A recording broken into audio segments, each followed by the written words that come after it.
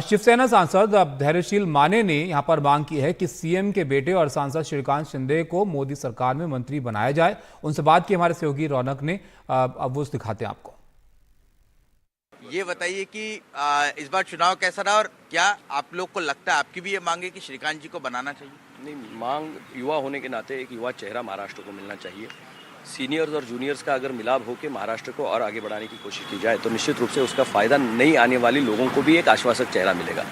महाराष्ट्र की राजनीति में आप अगर देखें तो एकनाथ जी शिंदे साहब के नेतृत्व पे महाराष्ट्र की जनता ने विश्वास जताते हुए 7 लोगों को केंद्र सरकार में प्रतिनिधित्व करने का मौका दिया है। एकनाथ शिंदे साहब का बेटा के नाते नहीं, एक सांसद होने के नाते वो तीसरी बार चुन के आए हैं।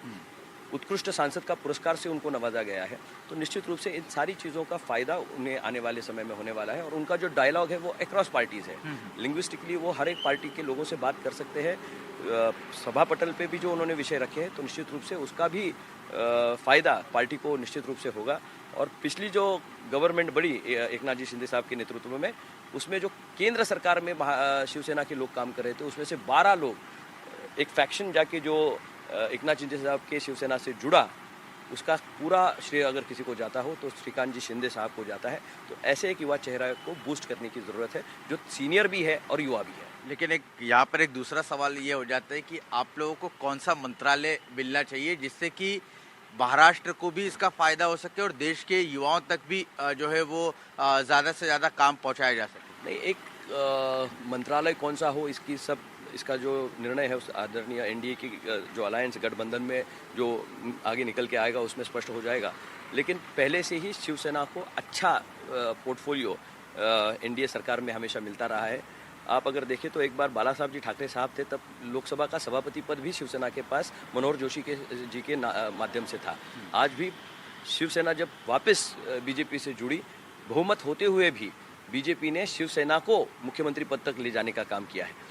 इसी बार भी सम्मानपूर्वक जो है वो स्थिति में एनडीए की गठबंधन में शिवसेना को पोर्टफोलियोज मिलेंगे, इसका मुझे निश्चित रूप से खातरी है। और एक आखिरी सवाल ये कि लगातार जो आपके विपक्षी लोग हैं वो नैरेटिव ये सेट कर रहे हैं कि इस बार हार भी बहुत बुरी हुई है, विधानसभा में ट्रेंड कायम रहेगा, इसको आप कैसे देखते हैं? देखिए, ये देश का चुनाव था। हाँ। देश के चुनाव में अलग मसले होते हैं, अनेक मुद्दों पे लड़ा जाता है।